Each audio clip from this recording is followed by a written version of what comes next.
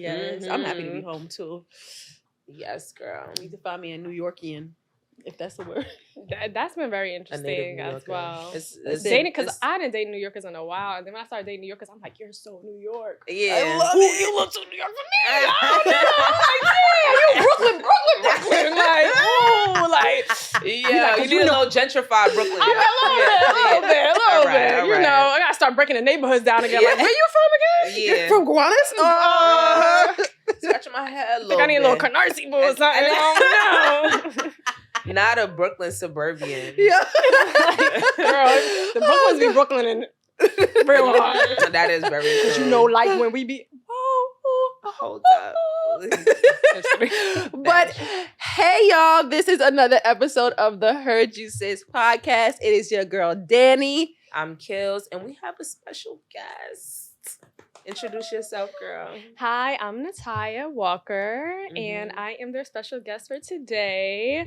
Should I give the little background about myself? I mean, you could. You could. Go ahead, do your thing. Okay, so I'm Nitiya, and I am the founder of a nonprofit organization called Seeds of Fortune, Inc. We're a technology company helping to empower young women of color to be able to financially empower them. Into their college education and their finances. But then I also have a finance company called Walker Finance, where we try to help millennials and Gen Zers get their financial life together. So that's me. Okay. So we typically like to start the episode off and ask how your week was. So, how was your week, Miss Walker? It was crazy. I feel like I lived multiple lives in 1 week. So I came back from a cruise. I was telling y'all that Norwegian, I'm just going to have to give them a 3 out of 5. Fan. I am am a carnival. I'm a carnival girl. Yeah, I'm a carnival girl, but the perks of Royal Caribbean, I kind of enjoy. I feel like it's a more luxurious. Yeah, I feel it's a step up from Carnival. Yes, it's a step up from Carnival. The music is not the parties be Carnival be having the vibes with the parties. They do. Yo, that's the Black Cruise. I'm not gonna lie. I ain't gonna lie though. I did see a ship that people was hanging up their clothes on the balcony, giving a little ghetto. But yeah, it's a little bit. We are not back home, girl. Put your clothes in your bag. I am cracking up. No. Yeah, yes. Norwegian has good restaurants inside and the food. They have way more variety, I would say. But it just, I want to be with my people more. I'm not gonna lie, you're in meeting people. I'm be confined to this boat. I want to be with my people. Yeah, but you said 3 out of 5. I actually heard about this other cruise called Virgin Voyage. Yo, I'm not gonna lie, it's expensive, but it's fire. There's so many things to do on the boat. It's insane. Top of the line food. I saw the rooms look like hotels. I'm like, nah, you can go to yoga in the morning, a hot steam room, massages, everything is included. All included. Wow, I really like that because coming back from Norwegian, I don't know if it was COVID or what, but they was taxing on everything. They was gratuity this is added fee. So we missed the port. We ended up getting to the port late. It was a whole I've never seen that happen with anybody. So please do seen tell. That happen either. So basically, we're on sea, cruising down the eastern seaboard. Then all of a sudden, I guess a storm comes. The storm comes, and then we get to Orlando too late to dock. So then they had to just skip a day at Orlando. People lost their little excursion things. They couldn't go. Our family was too, economically savvy. That's how I'm going to put it. To buy any excursions. So you saved the coins. We saved some coins. Then we were supposed to go to Bermuda. We ended up not going to Bermuda. What? Yeah, it was they're wild. Did they give y'all some money back? No. So, file a claim. Our family is very vocal. They knew our first, middle, and last name by the time we ended the cruise. Okay. We got free laundry. Okay. We got VIP dining service. Okay. So they try to make up for it. I think they should have nixed out those fees and gratuity. That would have we got those waived. And okay, I forgot. I like to hear that. You know, and I was just a little sad because, like, you know how they be making the little animal towels. Yeah, they didn't do that. They was mad, girl. They was mad. No chocolates. No chocolates, girl. It was they struggling. They trying to make it work after COVID. I don't know, but that was how my Saturday ended. Then I went to a conference like for educators. Just like, but you know, it's New York, so New York got its own personality and style. So are the conferences different in New York than it are in other places, or what? No, it's who's hosting the conference that makes it different. And these were principals in New York City, and it was so New York. It was like giving me Department of Education, like Miss Shirley back in the day, rounding us up. Like they was really partying and educating for a cause, and I appreciated that. Okay.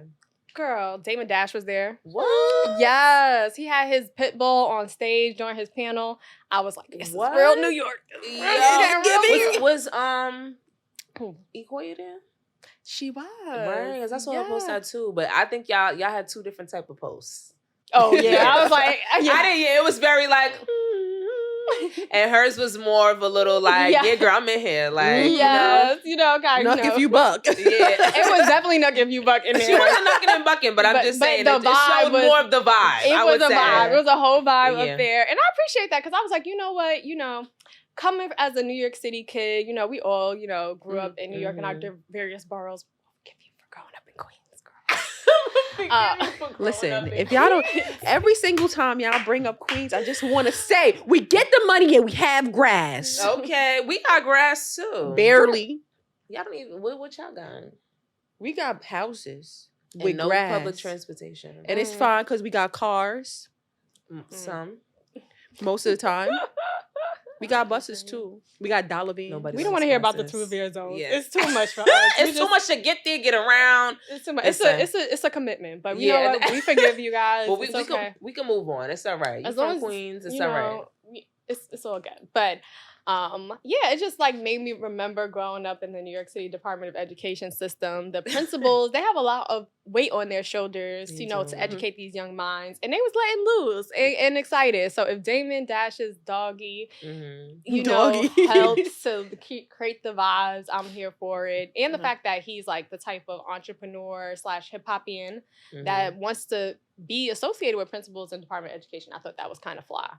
But then that was Saturday. Then I had to go get my hair done. We were talking about how life has changed for Black women in their hair in New York City. Just in general. I think in general, I think we all as Black women, like we just want to come together and boycott because y'all doing too much these days. Like $220 for a silk press, and then you're trying to sell me as to, oh, it's an experience. I'm experiencing the same shit I was experiencing when I was paying $60. I'm just probably waiting, you know, a little bit less, but that's about it. So I'm waiting for less wait times because before you would get in there, you might have an appointment and you ain't getting out. It's an all-day experience. It's an all-day experience. Now you get some tea. You get some tea. Girl, the tea. And you know what I'm saying? You see the all-day might have a little chip crumb in your hairdo because shorty want to eat and talk and do hair. But you know, you was good. But you know what? There are still some good salons because very rare. They got to be older. I actually got a plug. Thanks, Alex. You the bomb. Basically, this was like my first time getting my hair done in New York, and she was really good. Like I was late. I was about 30 minutes late. I called her before I was on my way, and I said, "Listen, I understand that I'm late. If you have to cancel, I understand. But I'm on my way." She was like, older? Maybe like in her 40s. Okay. And she was like, "Come on, girl. Like, you know, I'ma still do you or whatever." That's nice. And she charged for trauma hair salon trauma. No, but and it gave me like back in the day hair salon because they in there selling clothes, talking. This one guy came up and he showed me this dress and he was like, "I use this." I said, that might be me. It might be me. Everybody in the salon was like, "Girl, you should try it on." I'm like, chill out. I'm like, she like, somebody else come like, "You don't want to buy nothing? You don't want no clothes? You don't want no sunglasses? Oh, I got some good designer earrings." And I'm just like, damn, this is like a warm hug. Yes. Like being in the salon and it's not too stuck up or stuffy or overly expensive. Like she charged me a good price. Really? To do like a halo. If you know what a halo is, when you have short hair, it's like you perm all around the edges.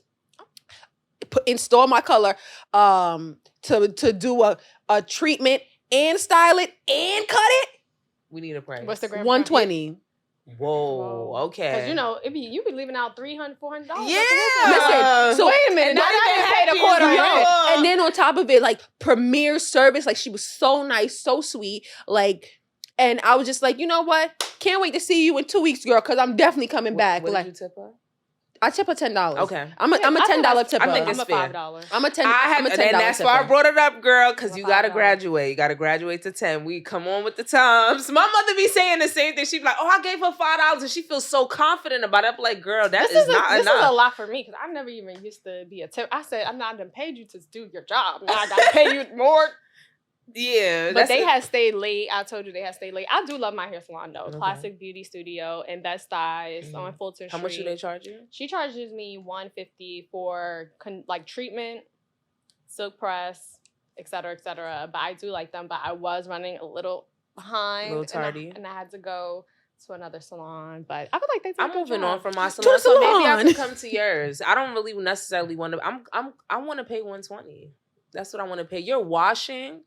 You're conditioning, you're throwing me under the blow dryer, and then you're blow drying my hair, and then you're straightening it, and then you're not even the one washing it. It's like, what are we doing? But the thing is that I feel like with natural hair, there is a little bit of an upcharge because it's a little bit more work. Like, you see, I have when they was dyeing and frying my hair, it was $60. but you see, the cost of living in New York was not as much as it is now. I'm not paying for your lifestyle. But that's great and everything. I'm paying for you to do my but nothing has changed. that's My chair has not changed. Just to even that's not a fair thing to do because when you go to your job, they have to pay you at least so you can survive. Like, you can't go to your job and be like, yo, it's inflation right now, up my pay. You can't say that. You got to work with what you got going on. And there's so much. Like, how we went from $80 I would love to tell silk them. presses to almost double the price. Like inflation ain't even double like that. Like, I know, yeah. But let's get into you, girl. So I want to talk about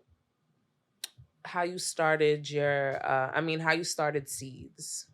So Seeds was an adventure, to say the least. Like, I prayed about it actually, because I was in high school. I was trying to figure out how to navigate high school, whatever. But then I was trying to figure out how to pay for college.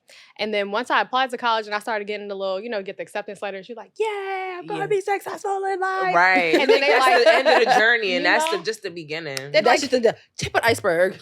They're like, here goes your bill. And I was like, all right, 50,000, cool, Ma, you got it right. Here you go, boom. And she handed it right back to me. She was like, no, you got it right. Yes. And I was like, oh no, this is really bad. I don't know what I'm gonna do. So I used to be a Girl Scout back in the day. Shout out to Girl Scouts, love it. Woo-hoo.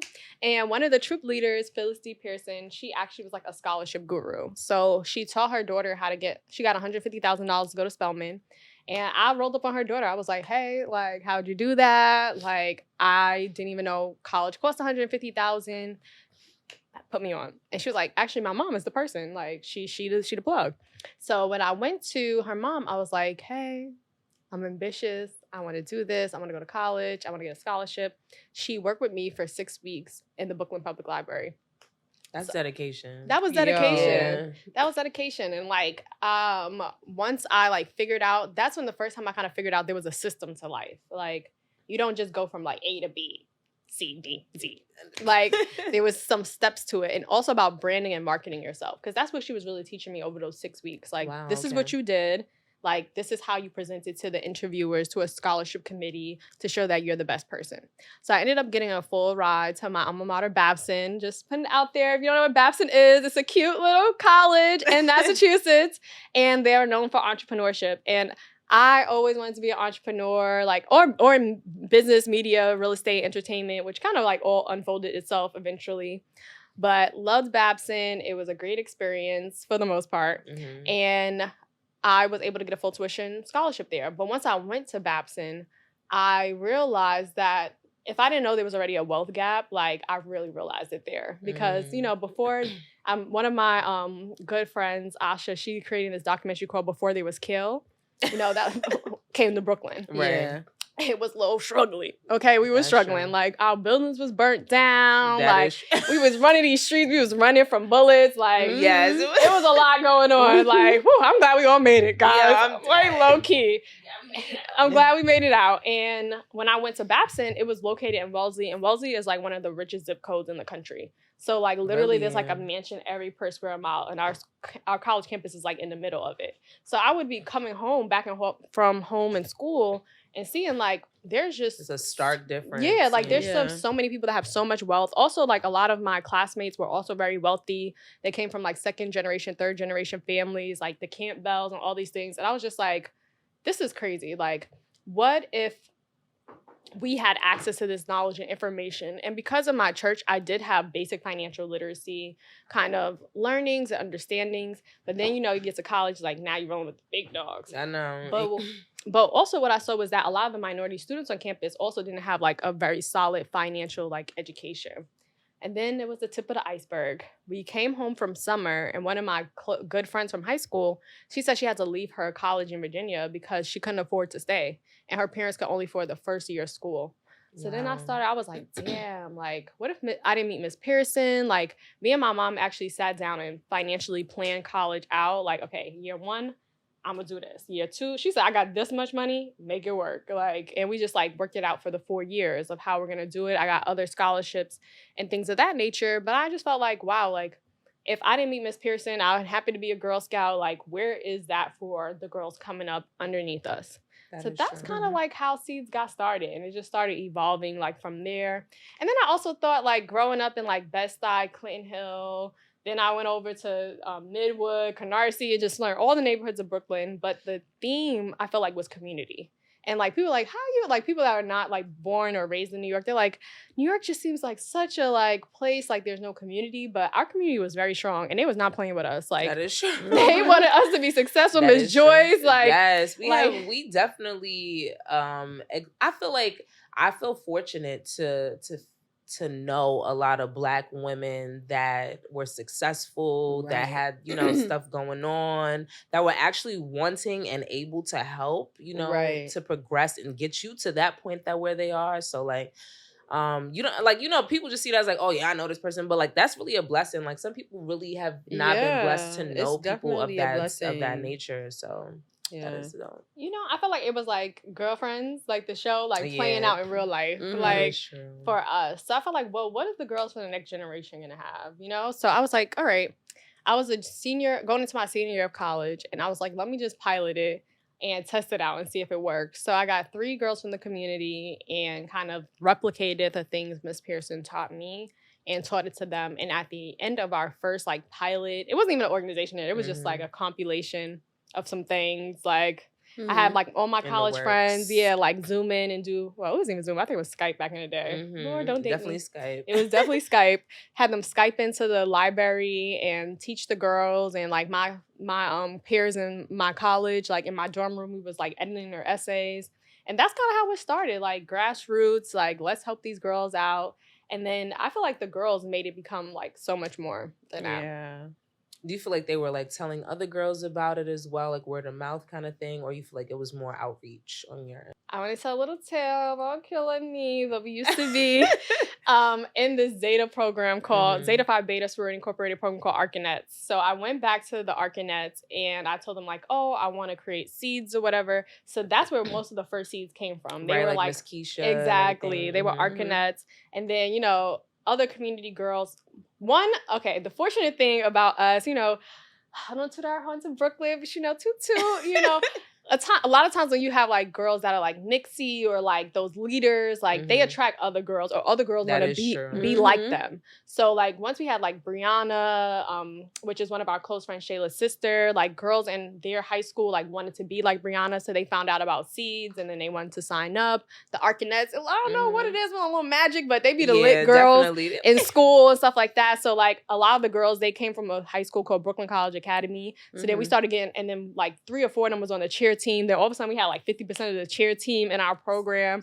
So that's kind of how it like kind of manifested. So we had to like outreach, but then also the girls were like kind of like making it. It was like a mix. Basically. Yeah, making it their own. But I think like the moment I was like, okay, I knew we had something, but then by the like 3rd class, they were like, oh my God, it was like Kaplan, like SAT prep. Like you come to class, I'm gonna teach you how to get these scholarships. All right, go on home. Yeah. And then it was like, I don't even know this girl's name next to me. Like, I want to know her. Like we're in class. Making more of a community. Yeah. Yeah, we're community. Like we were in class, like trying to get this money for college, and I wanted to be a community. Then they started calling themselves seeds. And they're like, yeah, because I'm a seed. And I'm like, that's right, y'all seeds. Yeah. I like that. Yeah. So then they started to like build what it was going to become. Like they told me what they wanted from it. And then the first 2 classes went to college. And then they kept coming back to seeds. And I was just like, okay, what is going on here? They was just like, we're trying to get internships for college. We don't know how to do our resume for college. And I was just like, all right, we need to continue. We need to follow them. We need to stay with them forever. And then we created... Because you built a network for them. Yeah, we built a network. So I was just like, oh my, this is so crazy. So then we built Seed University where we would follow them through college. And that was a wild ride. that was, because then I had just graduated college myself. So we was kind of all like raising each other. It gets crazy. They revolted. How do you feel like your experience at a PWI was? I wanted a predominantly white institution experience. Like, I love growing up in Brooklyn. I love my community. Love your people. I love my people, but my neighborhood was all Black. My middle school was all Black. My high school was very diverse, and I think that's what gave me a taste of like, wow, like, I love learning about like what the Russians are doing, what are the Asians doing, like what are the Hispanics doing, like, and then how that all kind of came together to make like this melting pot in our high school. So I had like a thirst to like go to college and like learn about life outside of like what my like incubation was. But I'm not gonna lie, like when I first got to college, I was kind of shocked at like the amount, the small amount of Black people that go there. So like at Babson, particularly at that time, it's better now. But my class, there was a hiccup in my class because the other class years also have pretty what would be considered bigger classes. But there was 12 Black people in my freshman class out of 500 freshmen. That's crazy. It was very crazy. And like I had like a little bit of like a complex for like the first month or 2 of college. One, because people would not talk to me in my dorm house. I was the only Black girl in my dorm house. They told me I was loud. I was like, I didn't say ghetto, but like all the things that can like the what is it past like the passive aggressive thing? Microaggression. Yes, microaggression. They wouldn't invite me to the birthday parties because birthdays are a big thing on Babson's campus. Like every person's birthday, you get a big surprise. They throw you a surprise party. Like I didn't get invited to no surprise parties. I was just like, damn, like this is really sucks. But that's when I realized like my scholarship that I got, why it was important. I was like, okay, when we all got our scholarship together, 10 people get the scholarship to the school from New York. So I was just like, okay, I'm gonna find my real friends when I get to college. It was really nice knowing y'all. And then I was like, 1, 2, 3. That's it. Y'all my friends. So like they built in a support system, but really I had to have a conversation with myself because coming from New York, coming from Brooklyn, I also feel like people from different cultures in New York are very open-minded because we're like in a metropolis. New York is a very unique place than the rest of the country. Like you're getting people from like, not saying people in Kentucky are not open-minded. We were just talking about that before you came in. Like, you know, like I didn't realize, but like when I like went to school in Maryland, like you only see Black and white people. Like I'm like, where are the Asians? Where are, you know, the Middle Eastern people? Like where are they? And if I see one, I'm like, oh, there's no Spanish people. I'm like, I see I'm like, oh my God, it's a Spanish person. It's a Spanish restaurant. Oh my God, we gotta get that food. Like, you know, it's just like it's rare. not. It's so rare. It's crazy. And me just moving back from Baltimore, like I was telling my mom, I'm like, you know, she's like, everybody's like, yo, how does it feel to be back home? I'm like, it's like a warm hug. Like you go to work, you're on your way to work, and you're just like, oh, I'm not mad that this person just butt me. Yeah, I'm not annoyed that this person, I'm good. You know, I'm not this, that, and the third. Like it just feels like you're home because it's like you're around everybody. You know that everybody understands it's the same concepts. Y'all all trying to get somewhere. It's the same culture. Yeah, and like you know what? I love that you said that because it was going into a different culture. And I would say it was going into what would be more mainstream white culture. And I think what I didn't realize when I was leaving my high school was that as diverse as we were, Still a heavy amount of Black people too. no, I would go back to my Black community. That's what it was. So like, yeah, I would be like this I would be in this multicultural. There's no outlet. It's no outlet. Like you live in dominant white society, and your culture is the subculture, which is not even a sub of the subculture. So and then you're representing like people from your background on this campus. So I had a little bit of complex. Like I started wearing weaves, straight weaves, because I wanted my hair to be long. Like I started subduing my like kind of personality a little bit. I remember when it was my 18th birthday and I brought all my girls to my scholarship picnic. And I was like, yeah, like, you know, this is, you know, Nitiya, I'm Nitiya, this is Dantea, Shayla, Akila, like, you know, blah, blah, blah. They was like, okay, like a real multicultural, you know. And then I had to have a talk with myself during Thanksgiving break because I was getting kind of down. I was like, damn, like this must be a long 4 years for me. And I was like, Nitiya, you know, you have to show up as your true authentic self wherever you go. And if they don't like you, they don't like you. You're exhausted, girl. You burnt out being somebody you're not. Yeah. And then I had a homeboy, Daquan, and he was the only Black, well, he was like one or two. Julian was another Black person. He was in my posse. And we were just like, you know what? Like, we're just gonna run this campus, bring our culture to this campus, like who we are, our dynamics, our backgrounds. And I would tell you, my shift in myself was what changed other people's perspective of me on campus.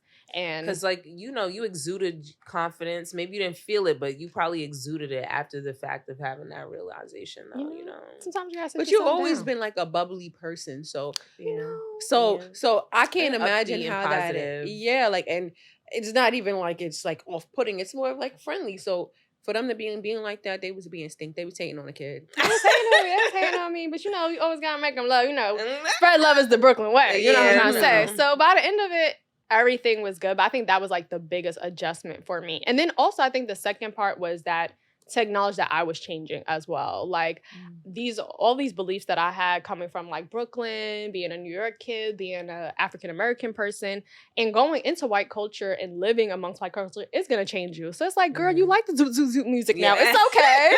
You like it. Like I was having like a complex with myself. Like, you like the zoot zoot zoot. You know, like next time they be like, dun, dun, dun, dun, dun. I'm like, my heart starts skipping a little beats now when I'm an adult. Like, no, I'm not gonna lie. I was like always it. into that. I love it. I always love it. Yeah, like I'm gonna play what I play, but like it's cool. It's just like, you know, I do feel That's my like vacation music. I do like feeling comfortable with my people though. Like not saying that I'm uncomfortable, but I do notice there's like sometimes like a cultural difference or whatever the case may be. But like when I'm at work, I really truly realize that like, okay, like, you know, it's definitely a little different here, but like I don't mind it. Like, you know, I don't care. But like I do get that. Like you do have that comfortability of like, hey, you guys, it's fun. We're having fun at work. But like, bitch, I'm going to my friends. Yeah, you know. Like, but I've realized that even in any work environment that I've been in, that they you know, I tend to flock to like people of color. right. And I've noticed that people who are not of color get a little offended by that. And it's just like, what? Y'all flocking to who y'all like? No, not necessarily though. That's the thing. Like, you know, like I don't know. Well, in my workplace, like somehow, some way, they find me very intriguing. And so like, you know, they be at my desk. I'd be like, I'm not saying that they're not flocking to me. What I'm saying, no, I'm not saying that. I'm not saying it's like a thing, but I'm just saying like, you know, I had to like low key embrace it because it's like, you know, like what I'm gonna do, be like a bitch, like, and it's not that I don't like you, but it's just this is just different for me, and I have to like find a way to like acclimate to the enviment. Kind of thing. It's crazy because I'm like, hey girl, you want to go out to lunch? Like I'm actually like, you know, it's crazy because I'm opening that like I'm opening that I guess Pandora's box, because at my last job we were all minorities, so it's like, you know, I'm surrounded by minorities, so I feel comfortable. Now I'm in, everybody is different, and you know, I'm embracing new things. It's just that like it's kind of weird because like even culturally things that are done are uncomfortable for me. Like, you know, like say if it's okay to talk rude to someone, but in my household we don't do that. We're not rude to each other. So even if you're playing and you're being rude, it's just like it's off-putting. It's like, well, we don't know each other. Like, This is so interesting because, like, for me, I feel like because, like, I had to live amongst, like, white culture and things of that nature. And now, like, when I was going into the workforce, like, it's kind of like, whatever. Like, I don't really see that anymore. I don't feel that way anymore necessarily. So I feel like that was, like, a good crash course. Like, I feel like, yeah, I feel like it was a good crash course. Like, because when you're, like, 12 of 500, like, you feel the... You feel it. You feel it in the incubation. So, like, now any other environment, I feel like it was a good training ground for real life. And I feel like that's why I also wanted to leave home, see what other places were like, see what other people's mindsets were like. Because I feel like it really set me up for success. I have not really worked in a predominantly Black environment for most of my career until, like, probably now that I do Seeds full time. Like, I've created, like, the culture. Bring around, though, like, you know, you are what you attract. And I will say that the people that you bring around, they are a good time. Like, they're a good vibe. Good time. Like, I never feel like, oh, who is this white girl? Or whatever the case may be. It's really, like, always a good time. So I will say that, though. Like, it more so has to do with, I just think, your personality and what you attract. Like, you know, so. I think so, too. And I was, like, thinking that, too. And I was like, you gotta have your allies, you know, because, like, when I was, like, in my freshman year, my roommate, like, at first we was, like, kind of like similar personalities. We was like, all right, this is the line, this is the room, this is my stuff, don't touch it, okay? This is your stuff, I won't touch your stuff, okay? Great, I'm glad we have that understanding. Then maybe like a month into school, a month and a half into school, I was like, she's kind of quirky. I like that. And she was like, you're kind of quirky. I like that. And then we became friends. Then all of a sudden, like, by October, we're dancing on our dorm room dressers. Like, I told her how to twerk. Okay. Like, you know, we learning the Dougie in the dorm room. She's teaching me her culture. And we having cultural diffusion now, you know, like level setting. So I will say, like, being open-minded, finding your people, you know, no matter what race or background they are. Like, I feel like, especially, like, we had my 30th birthday party cruise. I'm, like, trying to figure out how am I going to level up from this for 31? I don't know. I feel the pressure. But I feel like there was just, like, everybody from different backgrounds, cultures. Obviously, it really was, Black, though. but we had a good old time. Had a good time. Sure did. You know, but I would say, for me, when I was, like, navigating corporate America when I worked there, the hardest time I think I had was, like, I don't even think it really came down to race. It came down from more, like, performance. And, like, like, I'm not going to lie, I was underperforming. Like, everything they said on my little evaluation sheet, it was true. It was true. I was like, yeah, I did do that. I did make that mistake. But I feel like, okay, maybe they were being a little harsh because, like, especially early in your career, you're still learning. You're still trying to navigate. You're still trying to figure it out. And, you know, when I got laid off, I was really upset. Like, I feel like I was really traumatized by that. But I feel like you took it so well, though. Like, I mean, like, not even took it well, because you definitely were like, what the fuck am I about to do? But, like, but because you're also used to being stable, you know, and having a plan, and that plan working out, like, you know, and so it was really not working out, no matter what I did. But I feel like, you know, you tried and you made it happen, though. Like, you had another step come, like, not too long after, you know, and you made it work, you know. Yeah. Thank you, guys. But things happen in life, though, where it shakes you up, and so I feel like that was that moment for you, you know. Yeah. You know, I appreciate that because I feel like that as well, and I feel like, honestly, it was like on my kind of going back to Seeds and, like, my journey of, like, financial empowerment, whatever. I think it, like, helped me catapult, and kind of like when I had to have a talk with myself freshman year of college, this was like my young adult talk to myself. One, I was a very high performer the year before in a different role. And then I transitioned to this new role and I just was not doing well. Like, it just wasn't clicking. It was too many little attention to details. I learned that about myself. Girl, you the attention to details. Okay. Like, it's not working out, you know? But then I was like, it was a $50,000 a year job. And I was just like, I was working so hard, working late hours, trying to impress my boss, trying to, like, we call it Nitiya the situation. Like, no, I can make this work. Like, I can make this. And it was just not working. Like, I remember one Valentine's Day with my ex, like, I was late to Valentine's Day because she wanted me to go and edit a PowerPoint deck. It was like a 90 slide deck. It was crazy. And I was just like, girl, you will never work this hard for $50,000 again. Right. Secondly, the other thing they said when I, like, was laid off was, we wish you loved this job just as much as you love Seeds. And I was just like, that's some haters. What's going on? I was just like, that's so crazy. So, like, when I went to my next employer, I let them know up front. I was like, I learned a lot of things about myself and about corporate America, honestly, and as a Black person in corporate America, how to navigate situations moving forward.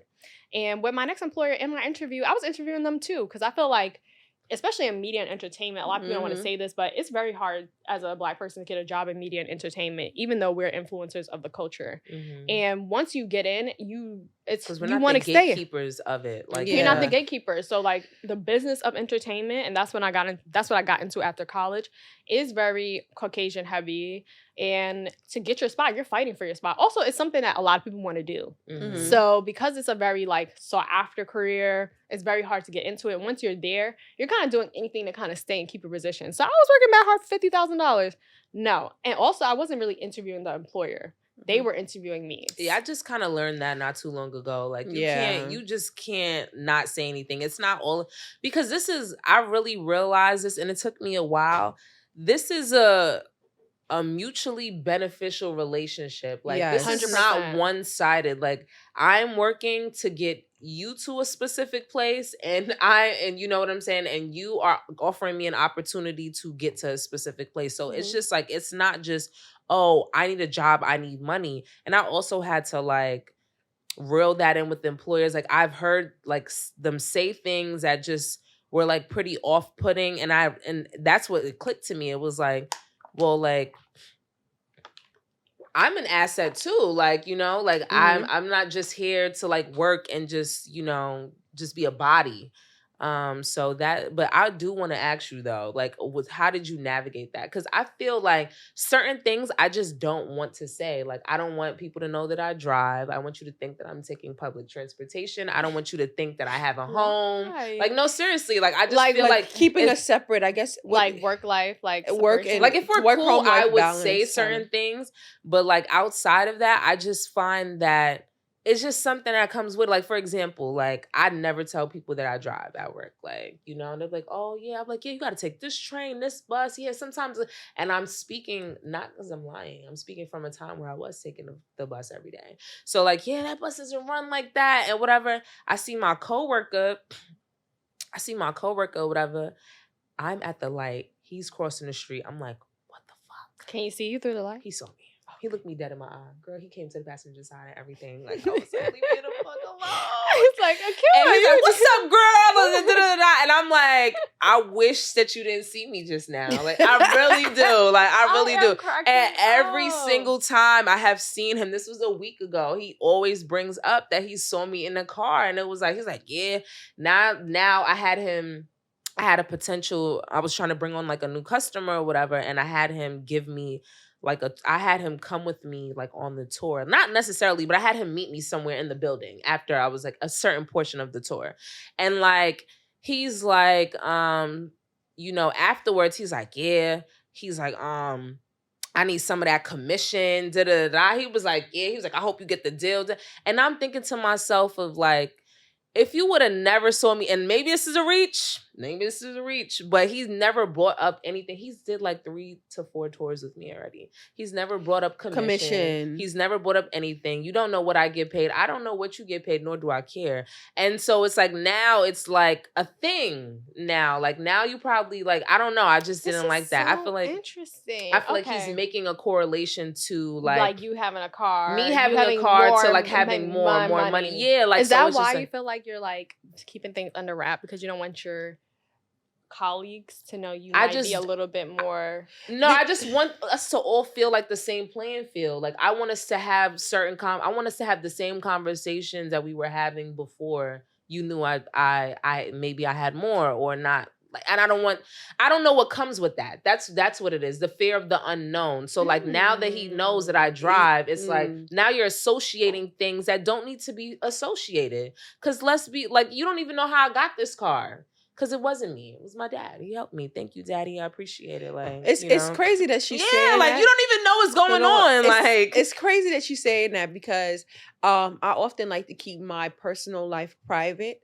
from work, because I feel like when people know too much, they end up starting to use it against you, or they start prying, they start doing too much. Like, when I just started this job, you know, somebody was asking me, oh, they're like, oh, what are you coming to New York for? What made you move back to New York? And I said, I was coming back and forth to New York to do a lot of business, and I just figured it was time for me to, move back.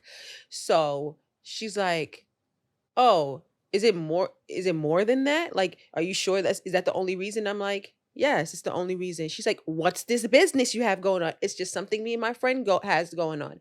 What are you and your friends doing? We record. What do you record? Like, she's prying now, and it's getting on my nerve because I'm not trying to be rude. I'm new, I'm trying to be nice. So I like Daniela, like, step back a little bit, shorty, like, relax. And I'm giving you less and less details, because usually if you give people less and less details, most people they'll understand. Hands off and realize that you don't want to talk about it. So she's like, what do you record? And I'm like, it's a podcast, but I would prefer to keep it separate from work. That was the end of the conversation. Like, you're asking too many questions, because the thing is that, like, what I do on the side has nothing to do with y'all. What I'm doing, it probably never going to intertwine, because we're probably not going to be friends, because I really believe, like, I have tried work friends before, and I've met some people that I really feel like may be a good friend, but the most recent situation kind of scarred me, and I'm like, don't know if I want any more work friends. Kind of weird, like. So how do you feel like you? Yeah, that's what I'm asking. Like, I'm so like, how do you feel like I feel like. How do you navigate that? One, I feel like some of my close, good friends came from work, because we be with these people for hours on end. Like, literally, I probably seen people at work more than I've seen, like, some of my family members. So, like, I feel like you got to have some camaraderie. Like, I feel like... I do have... I'm not saying that. I'm not saying that. Yeah, I understand. I have, like the transparency two level. Work friends. Out of all the people that work there, I have 2 work friends. I'm not saying work friends, like, aren't a thing. But I'm saying those people... I have built that with. She's so vetted we them. Actually talked, like, we hung out yesterday when me and my coworker turned friend, like, Okay.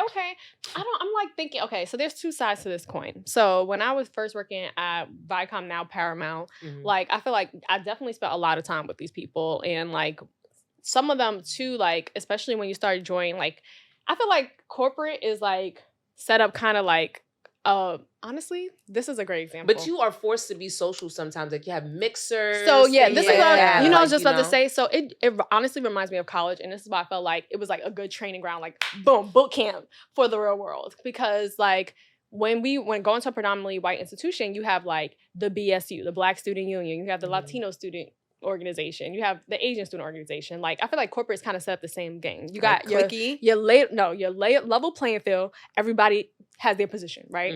Then, depending on how big your corporation is, they probably have something like an employee resource group or something like that, where all the Blacks get together, all Latinos get together, and that's where you start to, like, intermingle, because it's very beneficial for your career to be amicable with people at work. That is especially very true. Like, people that are power players. There's also salary transparencies.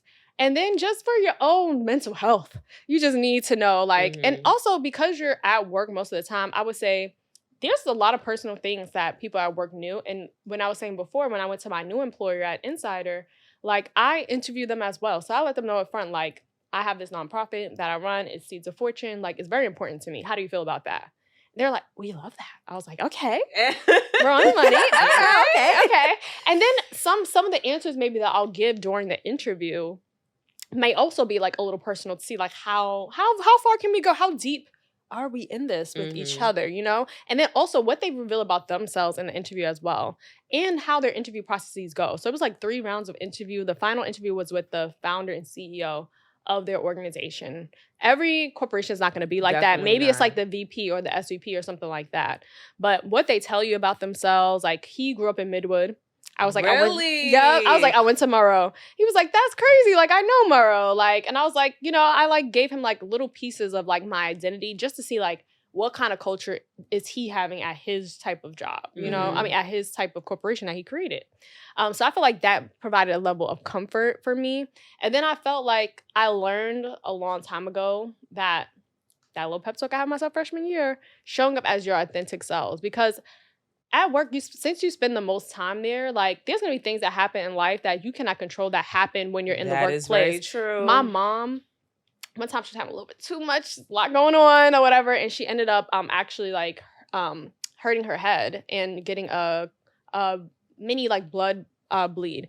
And I had to go to work, right? And I was like crying in the little booth because like life was really happening. And like my coworkers, they were just so understanding, kind. Like they tried to like distribute like the work while I was out.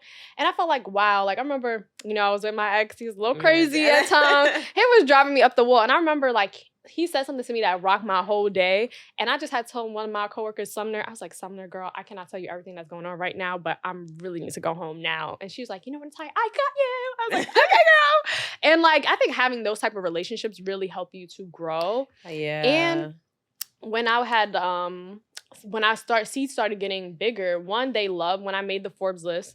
They loved, like, they're like, one of our employees is on Forbes. Like, they were like able to like kind of shout that out for themselves.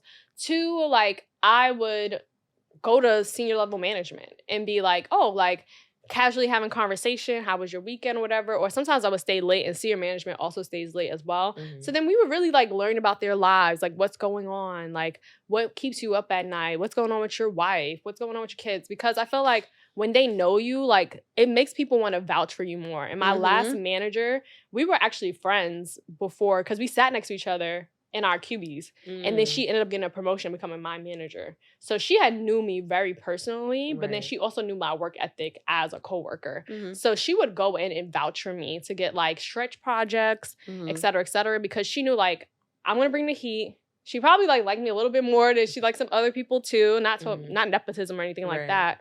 But I feel like having those more personalized relationships definitely helped my career move forward. And honestly, even at Viacom/Paramount, when I was supposed to get fired, honestly, I probably was supposed to get fired like 6 months before. Like literally, like buying time with the personalities and friendships. Like they're like, damn, we don't really want to fire Nitiya because she's so sweet and like she really trying, And it probably like gave me like another 6 months or something. So I feel like bring your full self, bring your personality, I could definitely bring in, and then you can like obviously I'm not gonna tell everything. I do because I curtail. Like, it's not that I'm not telling people. You gotta know. You gotta gauge it. You know what to gauge. It's definitely true because this is, like I said, this is a new job for me. So I'm definitely like, just filling out the scene. But my old job, I'm not gonna lie, like I miss them. Like my old boss, like there were some times I really messed up. Like, and I definitely feel what you're saying about that. They're not necessarily my friends, but I definitely felt a level of camaraderie, being yourself, being authentic, having a certain level of like transparency. True. Because we would all have like random conversations, but we would also like, if somebody needed help, whatever, like me just going through what I went through the last 6 months, I can't even lie. My team was really like, they were really like, my manager was really, really amazing. And I really love her, like, because she really held it down. So it's like, just thinking about that, that's very true. It's very true. It's just in this new environment, I'm moving back to New York. I'm kind of trying to navigate it. You gotta trying to navigate it and realize like, everything's not going to be the same. Like you can't expect the same. I got a real quick shocker to that. Like, and I'm just like, because I feel like I'm not gonna lie. What are you thinking? I do feel like having a good work environment is like is a gem. It's a gem. Because I speak to a lot of people about their work environments, and it's like, ooh, she did what? And talk to you like, what? Who's she talking to? Yeah, like, so I think that I think it's appreciated is what I would kind of say about that. I would say first in the first 90 days, everybody's filling out everything, right? Like I feel like that's any kind of, even for me as Seeds, I'm looking like now that I'm the boss, I got some stories for y'all about if we really want to get into it. But I would say the first 90 days, you're just filling things out. You're setting the tone in your reputation. You're rebuilding everything from scratch, right? So like, actually, I was performing pretty badly at my prior job, but I knew I had the potential to do much more. I was like, get it together, girl. You got this. But why do you feel like you weren't performing up to your most I feel like self? I made in the beginning, at the first part of it, there was a lot of factors going on. So the first thing that happened was once I transitioned, because I did so well in my prior role, I felt like that reputation was supposed to follow me there. But then I was on a new team. So you really got to build your reputation and everything from scratch, all over again, which I, in my naivety of being a young professional, didn't really understand that. Two, my boss's boss was going for a promotion. So she started to actually take on more projects than our team could actually handle. if I had like understood my role a little better and was like actually really, she was a stickler for attention to detail. So this is what I realized. I'm not really attention to detail. I came from marketing. Marketing is big picture. Marketing is like, you know, theory, ideas, get it done. Whatever you need to do to get it done. Even if it's like, out there. You know, get it out there. If it's a little Band-Aid, little, you know, whatever. But sales was very numbers heavy, very data driven, and she was a very meticulous person. And her team was very high performing. So once I transitioned to that environment, I made like 1 or 2 mistakes, but then they were really exasperated. So then it made me feel less confident in myself. So then like I started to second guess things that I probably wouldn't have made a mistake on. I started making mistakes on, and then mistakes got bigger and bigger. Then all of a sudden, you know, 6 months in, I was in her office with a list of things that, probationary things that I need to do to get myself together. And I just couldn't believe it, too, because I was always a very high achieving person, like since throughout high school and stuff like that, college, et cetera, et cetera. So, like, this is the first time I was, like, really sinking and failing. And I just, like, didn't know what to do. Even asking for help, I didn't use all the tools in the toolbox to figure it out. And then I just got down to it, and I was just like, you know what? You're just not good at this job. Like, that's okay. And that's okay. And I just wanted to be good at everything. And I was like, honestly, sometimes you're not going to be good at something. And now you know what you're not good at. And that's when I Googled, like, the skill sets I did have and things I was strong in. And I was like, what role does this do well in? And it was like things that are customer facing, things that are like are more personality driven, big picture things. Like, so that's why it was the sinking ship. Like, I was like, you know what? Looking back at that report, I did do those things. I did it. It was me. I did them. I did them. It was me. I remember. I did switch up numbers. It was not correct. I'm like, oh, how do we have a deficit of $1 million? Like, it was really bad. Yeah. But yeah, so I was like, yeah. So that's where we kind of went a little awry there. But I will say I did not speak up for myself enough, and there was some sabotaging things. I think what happens is like you're a new team. And once you are seen as a not high performer, then they start to want to get rid of you anyway. Like, all right, this person is a weak link. They might give you some time to like turn the ship around, but if you're not, people get like low key demoted and didn't even realize it. Yes, like you got to see the signs. And like I did not. I saw the signs, like I knew I was underperforming, but I didn't really like know what to do about it. And also once I started, like I actually was like doing pretty decently by the time like things like kind of shuffled themselves out. But because like they was already on a mission to like, Nitiya has to go. We don't know when we're gonna let her go because we like her, but we're gonna let her go. I like didn't advocate for myself enough. So what I did in my new job was every 90 days, you're learning, right? You're going to make mistakes. There's things that you're trying to figure out about an organization and stuff like that. And I addressed it head on. Like I told one of my managers, I think I was there for like 6 months or something, like 6 or 7 months is my 7th month in. And she wrote this like crazy email at my new job. And I was just like, I put a one-on-one on her calendar. And I said, I think we got some things to talk about. Hello. And then like I broke it down to her. I was like, yeah, so I saw that you put this in the email. This is actually what happened behind the scenes, like, et cetera, et cetera. Like I saw that you wrote this. Like this is actually what the reality is.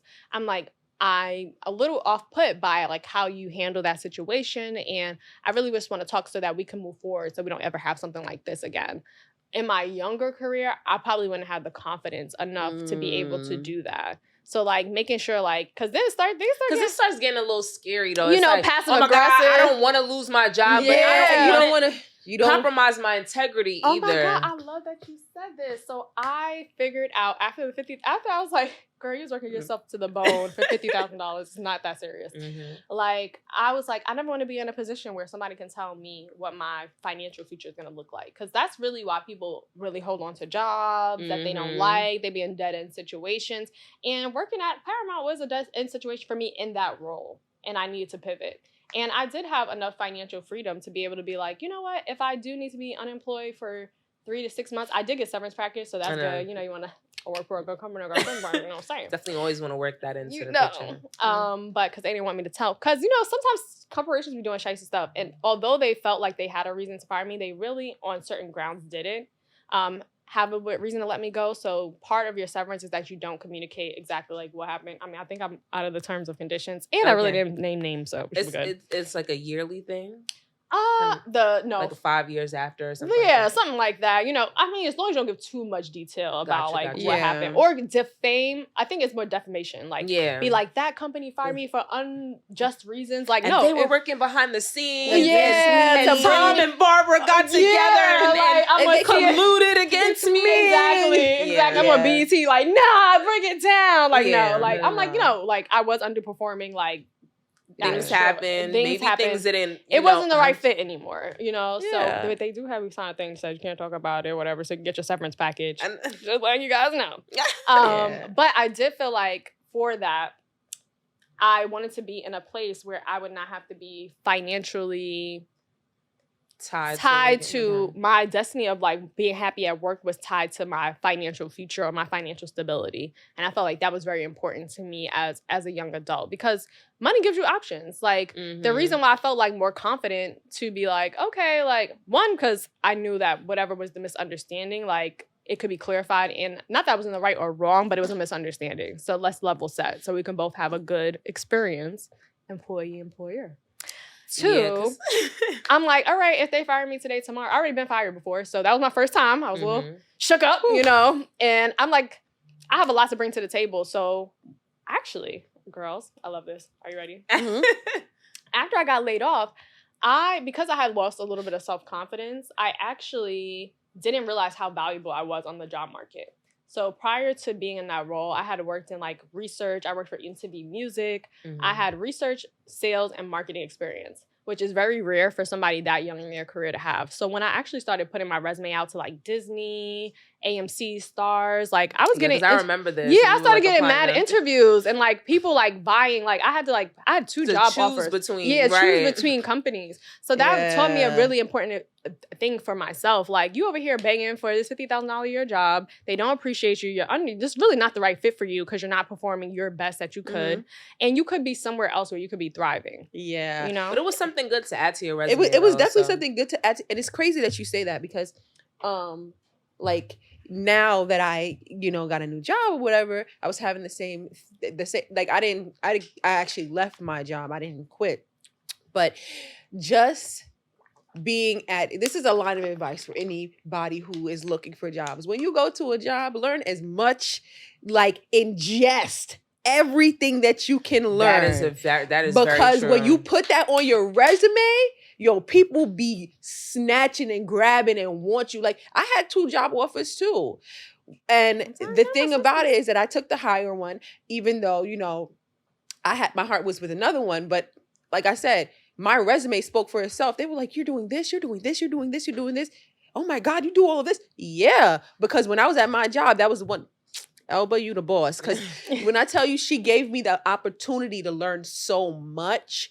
And if your boss is asking you to do something within reason, and if you can learn and get it and ingest it, take it on. Because when you put that on your resume, baby, like the first thing you say, oh, you know how to do this? Oh, so how do you break this down? Because most of the time they asking you and they want to know that you can do it. Yeah. Yeah, because I used to be, I'm going to be honest, because like I was like used to doing like the basics. Like, okay, I was doing I'm just going to do my job. Yeah. And then like when I got thrown into like sales, I was like, what the fuck is this? Like, I don't know what I'm doing. And then I just had to be like, you know what? Like, just wing it. Like, try to make something go. And like, I started learning more about it. And then I got more into it. And I was just like, I could do this. Like, you can't even tell me, you can't tell me anything about it now at this point or whatever. But like, I just also feel like too, like, you definitely have to advocate for yourself. And like, even though I'm vocal, it is a scary thing to like, the workplace is just, I don't know what it is about it, but it just is a little fear of like, oh my God, like I wonder what's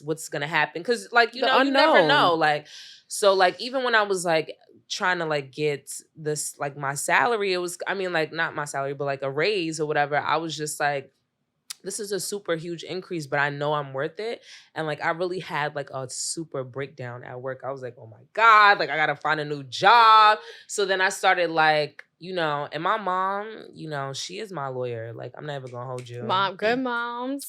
She is like my lawyer. Like I called her and I was just like, I was freaking out. I was like, I'm not really like, I don't think I think I can get another job, don't get me wrong, but it's just the fear of like knowing that I have to like, you know, move on if like they just don't value me here. Like I can't, you just always be valued though. Like never Always like feel even valued. though it's not like, you know, you're not the owner of the company or whatever. People should make you feel like what you're doing at this job is an asset.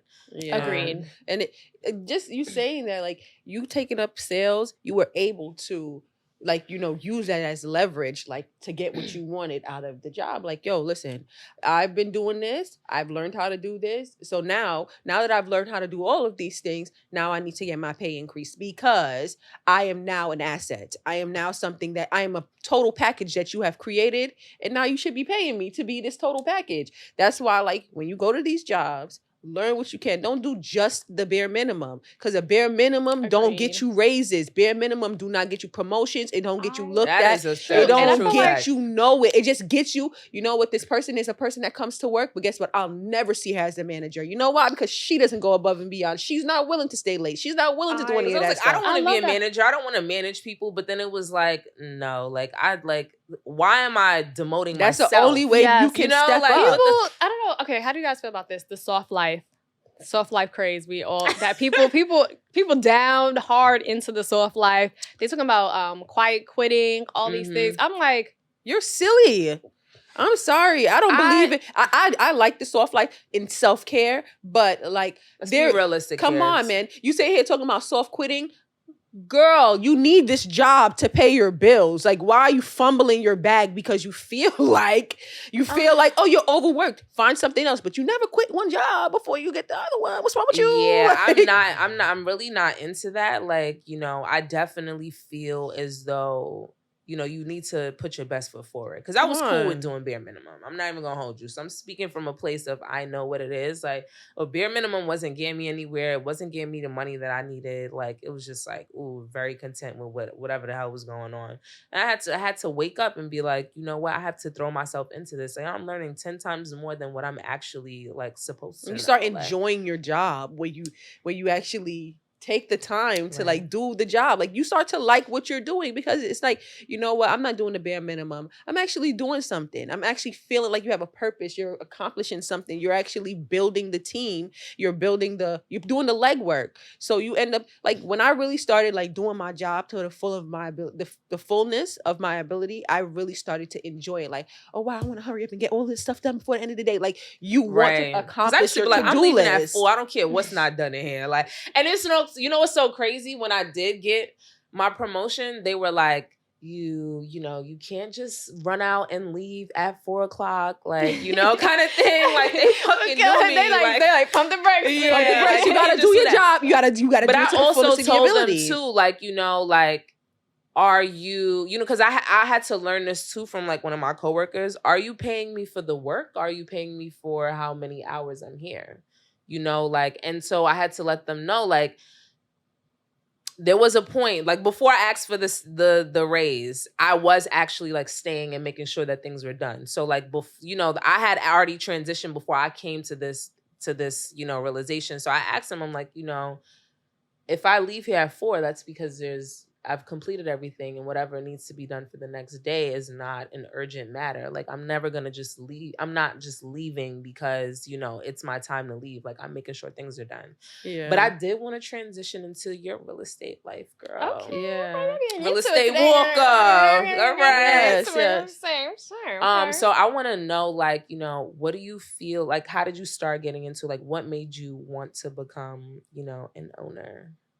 So I feel like I grew up around like a lot of home ownership, but I think something that really like took the cake for me was I had a summer internship when I was a senior going into my freshman year of college at a place called the Neighborhood Housing Services. And there's New York City that governs all of New York City, and there's Brooklyn. I think there's one in each borough. But their job was to help people become first-time homeowners. And my job as an intern, which I feel like was a lot of responsibility for a high school student, was I was vetting the people to see if they would be able to qualify for like our first time homeowners workshop. And at that time, I think we graduated high school in 2010. 2008 was the housing crash. So what happened was that Neighborhood Housing Services was contracted by, I believe, the New York City to hold actual real estate itself. So, and they were trying to develop what they call low income neighborhoods, which I have a little problem with that phrase, but whatever. So like there was like houses in Bed-Stuy, there was houses in Brownsville, East New York that they actually had the inventory for, and they were selling them to first time homeowners from kind of those neighborhoods for like a third of the price. So my job was like to vet through all the files, any incoming calls or inquiries that came in, and then they would also, part of the internship, well, I guess this was just like they needed somebody to do this, but my manager would take me on rides with him for us to check the properties. Wow. So I was just like, okay, this is amazing. Yeah, like you getting the inside scoop here. Like I love this. Like this is amazing. Like, oh my God, like just so much. And also like the combination between like small businesses and real estate. So one of the programs they had was for mixed use properties, which is when you have a commercial unit that's a business unit and a residential unit as well. Okay. So basically, these would be small business owners. They would be transitioning them into homeowners by having their business on the commercial part, and then they also had multifamily dwellings. Oh, that's nice. Yeah, so like they would have an apartment inside the building. They would be able to rent one apartment out, and then they were able to run their businesses at the bottom part of it. Okay. And I was just like, wow, like this is like transformational, honestly. Yeah. And I was like, I want to be a part of this, honestly. Okay, this is really bad because he turned out to be a really horrible president and a person. But I used to read Donald Trump's real estate books and just try to learn about deals and negotiations when I was in high school. By the time I got to college, like I wanted to get my real estate license. I was a little lazy with that and didn't end up doing it. But I knew I wanted to become a homeowner at least by the age of 26. So I started to save up money from like my first paychecks in high school, I would say. Let me tell y'all something. Nitiya she gonna help you follow Walker Finance because she gonna help you save a coin. Yes, I was like saving all my money. I had like 3 jobs in college. I wish I was on this type of time now. Because you really be mapping stuff out. You be like, all right, this is gonna do this and that, and how I have this like you really gotta count your out. coins. Like I was very like conscious about money, like and like okay, this is coming in, this is coming out. By the time I graduated from college, I had like $10,000 that I had saved. But then also, I would say this is the power of like family planning and estate planning. Tragically, my dad and my stepfather ended up dying when I was in high school. But they both kind of left me money from that. So my mom wouldn't let me touch some of the money until I was like 22 or so. But the money my stepfather gave me, that was $10,000. So I put that in like a money market account, a CD. So then by the time I graduated, I had maybe like $30,000 basically that to be able to start to hunt for properties. But, you know, I wish we were going to college in 2008 because I would have really been able to get more for my money. But by the time I graduated, the New York real estate market was quite expensive. And somehow people just got put onto Brooklyn. Right. And Brooklyn became so expensive. To buy a home in Brooklyn was quite a lot of money. And I was kind of getting priced out of the market. So I went back to Neighborhood Housing Services, and they actually have a first-time homeowners grant program, and it still runs to this day. It is an income cap to it, so it was really good that was early on in my career. At that time, you had to make $60,000 or below to be able to qualify. Now it's like 72, 78 or something, like pushing almost 80,000 to be able to qualify for their grant program. Like they increased it, but it's like to help like more lower income New Yorkers to be able to navigate. But there's different grant programs. That's just one of them. There's different grant programs throughout New York City. Because I know Shayla did NACA. Yeah, and Shayla did NACA, which is no money down, where you don't have to put any money down. And they help you to also buy down your interest rates, which is important now because I think like the average interest rate is like 4 to 5%. There's also, I know they were in the news recently with all the bank colossals. I don't know if people have heard about it with Silicon Valley Bank and stuff like that. Yeah. My bank that helped me get my condo was First Republic Bank. They're also in some type of, I gotta really look into, actually, I need to look into a little bit more because my mortgage is still with them. But they have a program called the Eagle Loan, which is only 3.75% interest rate on your loan. So that's very rare now. Like interest rates are around 5%, which is very, very high. That can like double the amount of money you need to pay in your mortgage. So I was able to do that. And I was also able to find, this is an OG New York thing, but it's called HDFC. And basically what happened when New York was burning down in the 80s and 90s, basically landlords abandoned their property because New York was like running havoc. And what happened was that, similar to what we were talking about earlier in the podcast is community.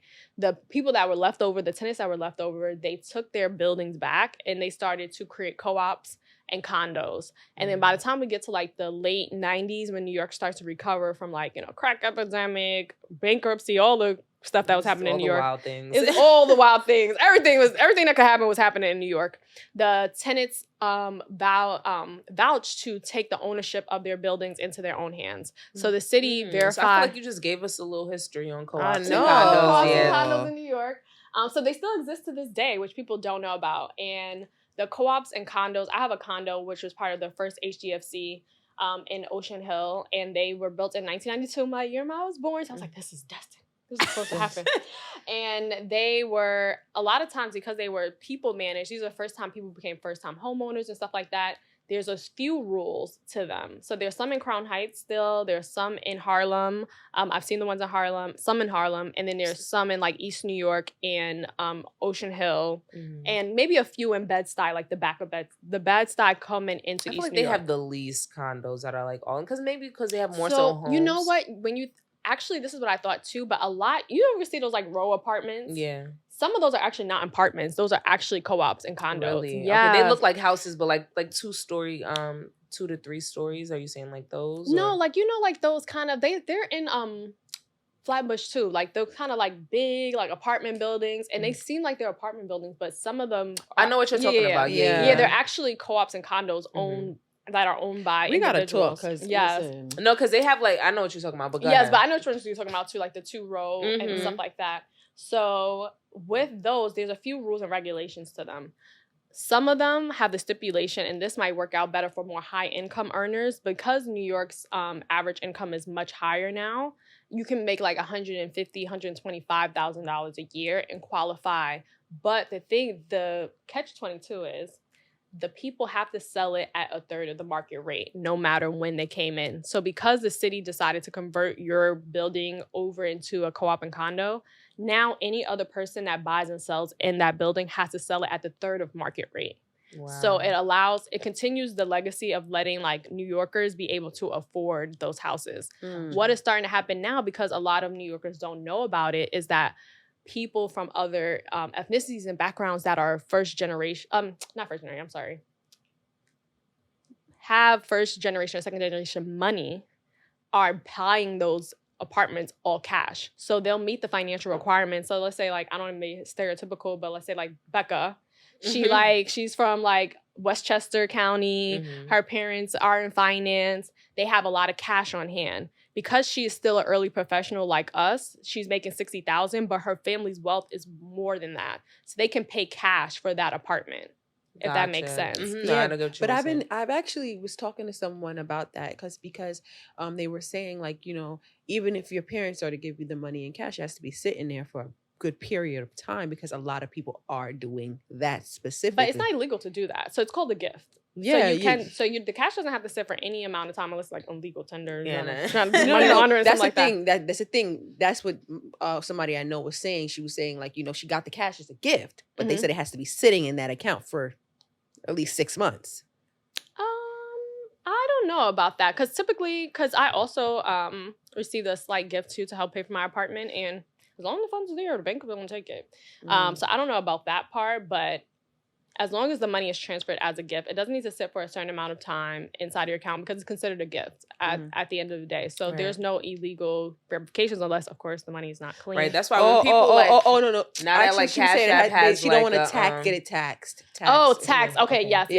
So it's not taxed. Yes. So there is some verifications around tax and stuff like that. Gifts are typically untaxed, but if your parents like sell their house and then they're giving you part of their returns as a gift to help you buy your house, then there might be some stipulation time that they have to wait in order to transfer funds.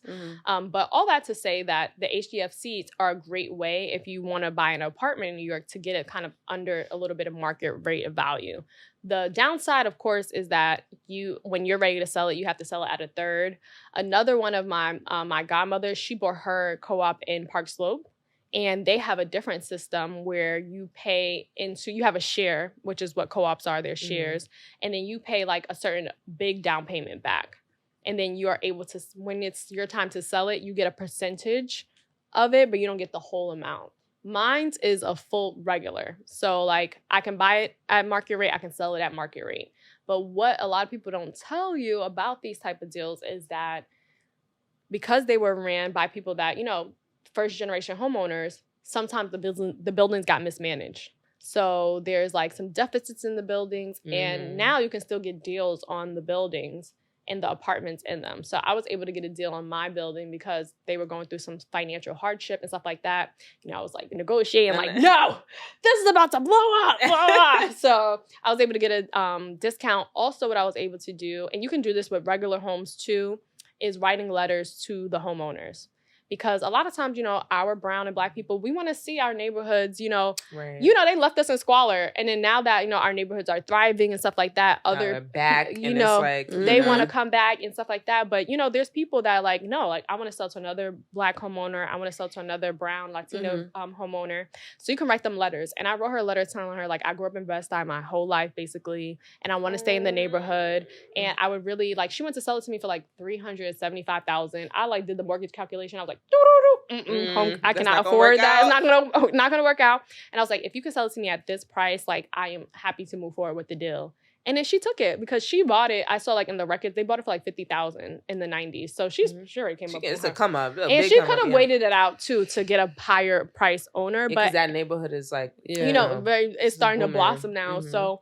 But she cared who bought it. So I would say that's my tips to like New Yorkers trying to buy homes. One, NACA is a great program. You have to be very patient with the NACA program. It might take a year or two for that to process. Bank of America also has a program that they started with no money down. Right? It's fairly new. They have two programs. So no money down program and then a homeowner assistance program as well. And they will also pay for your closing costs for that. But I think home ownership is very important. So important. And real estate investing is also important too, but it's not easy being a landlord. I'm not gonna lie. Let me tell you something, because I mean, you gotta first of all, you gotta get on your knees, hope and pray that they not late.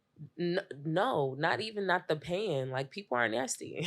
That's like true. You gotta hope that the money that you've invested into this property is can sustain you through maybe another tenant. Like it's so true, like it's true. I don't know. My parents have experienced that, and I saw like firsthand how like people just don't value like and I'm not saying that I've been like I've been in an apartment before where like I had a roommate that was like legit wanted to be like the Hulk and was punching holes in the wall, stuff like that. Like just imagine those kind of things happening to you. Like it's just like when my parents are going through it, I just felt like I don't know. We just couldn't get good tenants, and they kind of like were just like, you know what? I'm over it. Like, we're moving on. My dad is doing it now, and he went through like a good vetting process. Just paying attention to the little details, and he was like, I almost got by this one lady, so I had to vet her real quick, and I was just like, even if you vet them, you just never know. It's really a gamble. You never know. Like, so after I bought the Brooklyn one, I ended up buying a property in Philadelphia, and owning a property in another state is like a whole nother obstacle in itself. I've been feeling like every single other month. I'm like, oh my God. But if I had a property management company, that probably wouldn't be the case. But I'm trying to, save a coin. Maximize all my profit. Expensive, yeah, I'm trying to maximize all my profit. But tenants, they could just be very annoying. Like right now, my tenant just left. She was complaining about everything. Like, and I felt like they was trying to like build up a case to sue me, right? Because you become liable for anything that happens to them, like around inside the apartment. And I have not had a tenant for like 2 or 3 months. Honestly, it's the most peaceful I felt in a while. Like she was stressing me out. Like I had a dream about her one time. I was like, oh yeah, she gotta go. You know what's so crazy? She gotta go. She infiltrated in my sleep. Stressing me out so bad. Like, what is going on, girl? You gotta go. You and your mama. We in a group chat with me, her, and her mama. It was too much. Really? Like, so what were some of the things that... So her mom was paying her rent for her, which is another, like, if you have a grantor, that's what they call it. Yeah, guarantor. I've been a guarantee yes. before, so... And parents are paying the rent, like, everybody just needs to be on the same page. And I felt like it was in Philadelphia. It was like, I would say my apartment is like, okay, like a beginner's apartment, maybe like something good for... a young adult. Yeah, okay. So she was a recent grad, maybe like 2 or 3 years out of college. but like they just had luxury apartment expectations, an apartment that I would consider like if you had to do A, B, C level, it's probably like a BC apartment. Like it's gonna give you the basics, it's gonna give you housing and shelter, and it's gonna give you a little gentrified feel, you know, but it's not an A apartment, you know? So your rent is like $950 a month, which is considerably like low. And she is just like complaining about everything. I remember, and it's a house too. So I have a house duplex. So it's not going to be like a regular apartment building. But she was just like, she called me one time. She was like, yeah, I think something's wrong with the electricity because the light bulb went out in the front of the porch. I get there. I turn the light bulb. I'm like, did you try to turn the light bulb? Okay. What are we doing here? One time she got caught in the rain. No, she had started a new job. And she was looking for parking. And she had been job searching when she first moved into the apartment. So she never came home after 6 p.m. Her and her mama calling me on three-way talking about Lauren can't find, Lolo, can't find a parking space. And I'm just like, why is that my personal problem? Why are y'all calling me? And we do have a garage in the back. So I'm like trying to figure out, do you want to like park in the back? What's going on? Then she was talking about something that was wrong with the hot water. I get to the apartment, test out the water. I took a shower in the apartment. I lived in the apartment for like 1 or 2 days. So so you can see feel it in, you know. And I think that's a good idea, actually. You know, fill it out, you know. So I'm like, I took a shower in there. If it was like cold water, I would have already like known. So then I go test the water. I'm like, Lolo, like, why would you say that there's no hot water? There's hot water. She's like, it wasn't as hot as I would like it. I said, oh no. This is not a coffee. Is that something that you can't fix from afar? Like, you know. So some of it I can fix from afar. So I started to build out like a maintenance team. Network. Yeah, network and a maintenance team. And you would typically have that if you had a property manager on site. Of course, but I didn't have a property manager on site because I was being a property manager from afar. But some things is like, I need to be able to go there to like figure out like, is this a small problem or a big problem? So like, but a light bulb is so crazy. The light bulb, you could just switch it. That was part of there was a few things she complained about. So then I need to go down there, and then the light bulb was one of them. So I was like, okay, some of them were legit complaints, because too, it's good for I would say double fold for any like new landlords or people thinking about becoming landlords. If your tenants are complaining, I have discovered from being a landlord for like 5 or 6 years now that there's probably something wrong. Like, if it's small wrong, big wrong, there's something going on. Because I couldn't tell in the beginning or not, like, are they being dramatic? Like, are they trying to stress me out? But conclusion is there's something wrong. How big or small it is and how much is their responsibility and yours is the balance that you try to figure out along your landlordship of life, if that makes sense. So some of the things she complained about were legit. Like, there was something going on. The contractor that I had hired to renovate the house, for a plumber told me that basically the nozzle that brings you all the way to extremely hot water, it was only installed to get to like the medium hot. So that's why she wasn't getting the hottest water. Yeah, but like it was burn your skin hot. Yeah, exactly. You know, everybody likes it. It's a preference thing. So for me, when I tested it out, I'm like, okay, this is like significantly hot water. Like, but for her, she had some type of injury, so she was using like the bath as a therapeutic. Look, girl, it's not my fault. You wanted to be a spa, a sauna up in here, like, you know. So there was something wrong, right? So the plumber was able to fix it and adjourn the knob to all the way to the scaffolding side of it. So, legit issue. But some things are just like, okay, girl, what is going on? Like, honestly, I took a real estate investing course, and they basically said, like, don't call yourself a landlord. Like, you are managing people, honestly, at the end of the day. Like, that's what it really comes down to. And, like, that's where I learned the most, like, this past year of, like, managing property in Philadelphia. Because at the end of the day, her parents were a grantor because she had lost her job. No, she had an injury. She had a car accident, so she couldn't work. So her parents were trying to help her get back on her feet. Two, she was like a young professional, like all of us. She went to college. She had like viable jobs. She actually had lived in Brooklyn for some time by herself. So there was an emotion. She was a good candidate. She was a good candidate on the paper. Yeah. Before they started complaining, you know.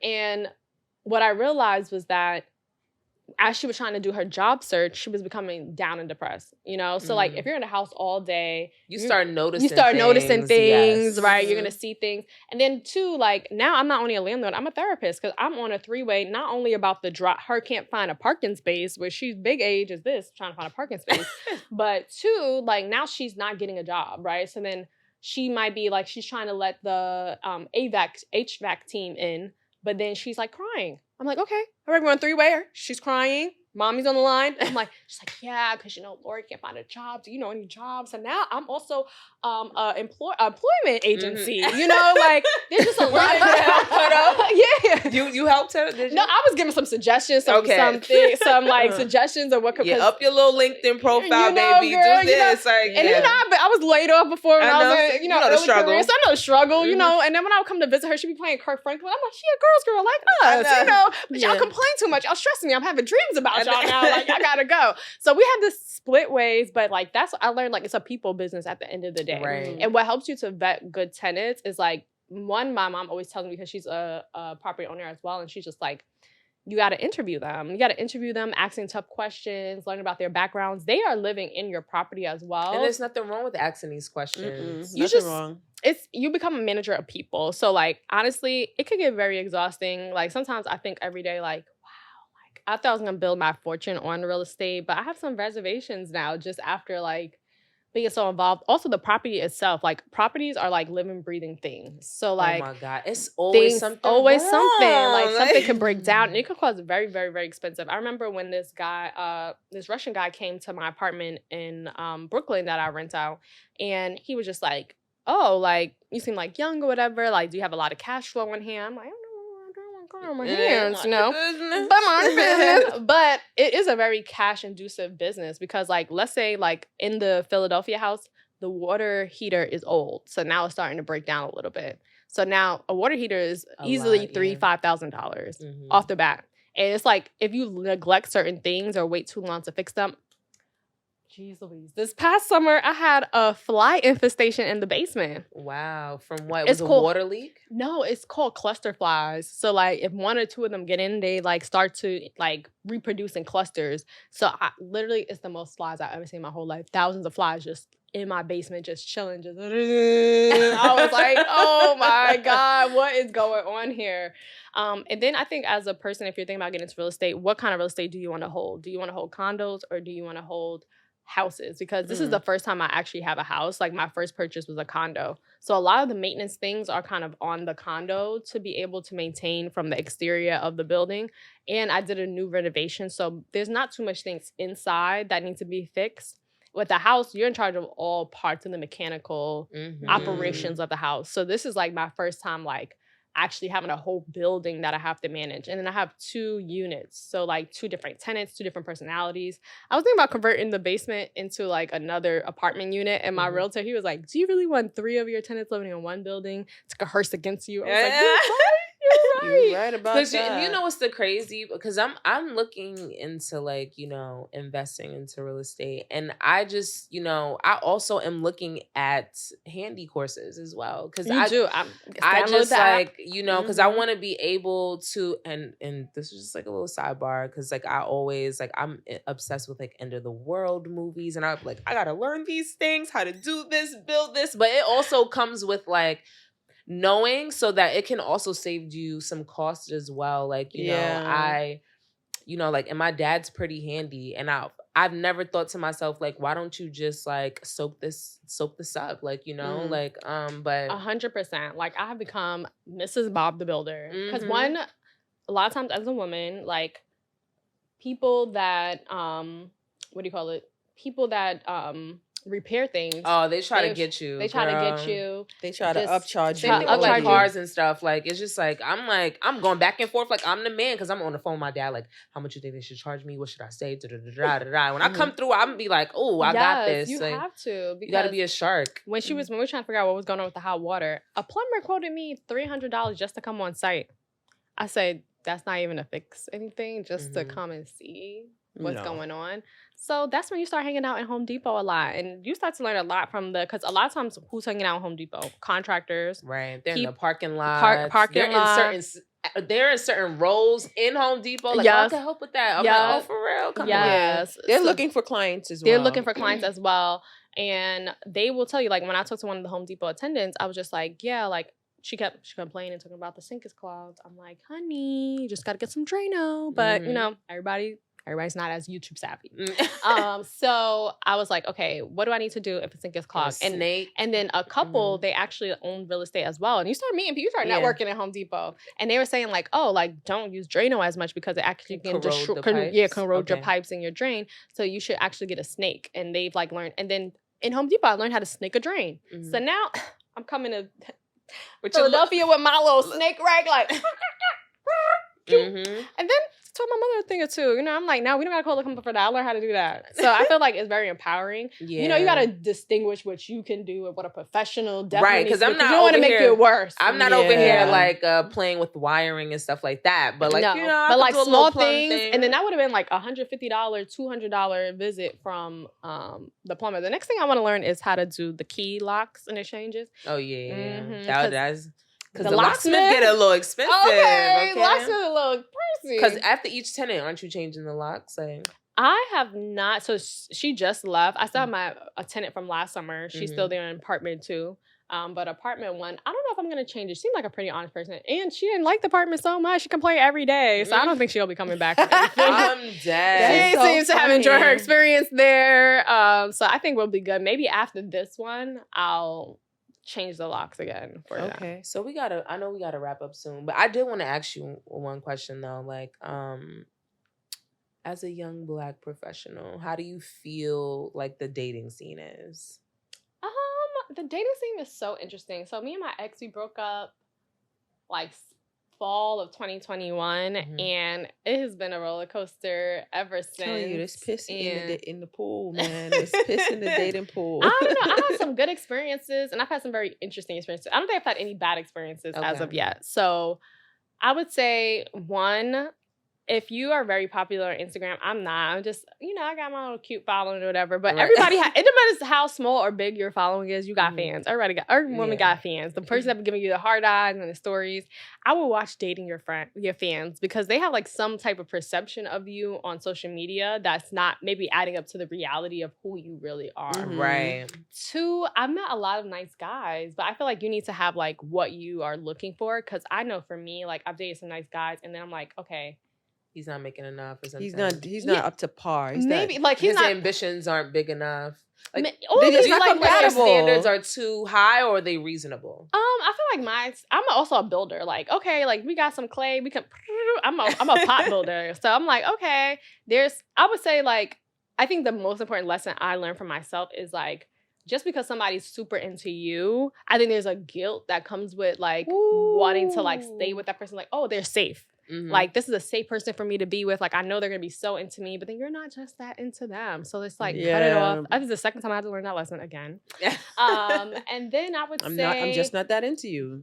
I would say that for me in particular, like the first year, I wasn't like really looking for anything serious. But I think I got a little joint, it's a little boo, whatever, But the first year I was dating, I really wasn't looking for anything serious. But I would say for women, I don't know, I'm a cuffer. I love being in relationships. And you should know that about yourself. You need to know about yourself. Like, oh yeah, just gonna see what happens. Blah, nope, blah, blah, not blah. playing them games no more. You can't like, you gotta know you. If you are like that, you can be like that. But if you're not like that, I would like definitely cut the game short, because I know like there's somebody like maybe I really like, but then there's somebody else that comes from the end zone like, okay, whoop, scoopy doopy doop. So I'm like, all right, fine, like I'll just go out on some dates with them, just see where things happen. They used to actually catching feelings for that person, like, oh, anytime you got a what are we conversation, we are nothing at that point. And is what I kind of discovered in the dating realm. But I feel like dating can be fun. I feel like dating is fun. I feel like it could be very stressful.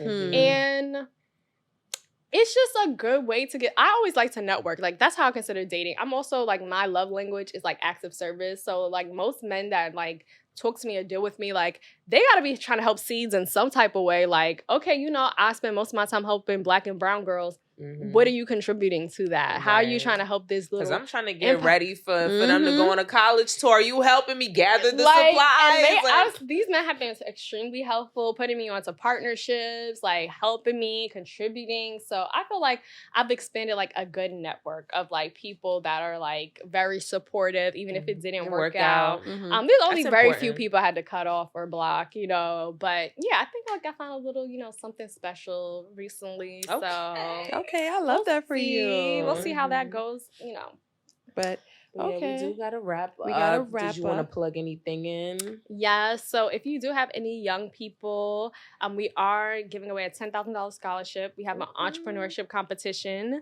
that the girls can be a part of for this summer, and then the top 20. When does it start and end? It starts June 7th, which is my birthday. Mm-hmm. So the application will close May 1st. Okay. For students to be able to apply, and the top 20 get flew out to Miami. Right. Flued out. Okay. So yes, if you have any young people, amazing young people that you think could not doing nothing this summer, need to be putting some skills to work, have them apply. And what's the age range? They need to be rising seniors in high school. And this is just females. Females. Yes. All over the country though. Mm-hmm. Okay. They can apply. And plug yourself. Like, where do they apply? Oh, yes. And then you can follow me at Nitiya Walker, also aka known as Walker Finances, at Seeds of Fortune. Follow our page. And I am available if you want to email me. No, call me on hotline. Hello at seedsoffortune.org. If you want to connect with her. Connect. Listen, thank you so much. This was definitely a very informational episode with a little bit of slash of fun. And we are so happy to have you here. We've been friends with Nitiya. Well, Killer's been friends with Nitiya longer than I have. Yes, to really wrap it up, I just want to say, Taya, I love you, of course, But, I find that you're a very inspirational person. And I'm always proud of you and your endeavors. And you're an amazing person. And, good things happen for you because you're a good person. And I'm happy to call you a friend. Gang, gang, gang, gang, gang. Yes, but like I said, like I always say, thank you guys for listening. Make sure you like, share, and subscribe. Tell a friend to tell a friend. Drop something in the comments. If you have anything that you guys want to talk to us about, our email at heardyousispodcast@gmail.com. And follow us on all socials at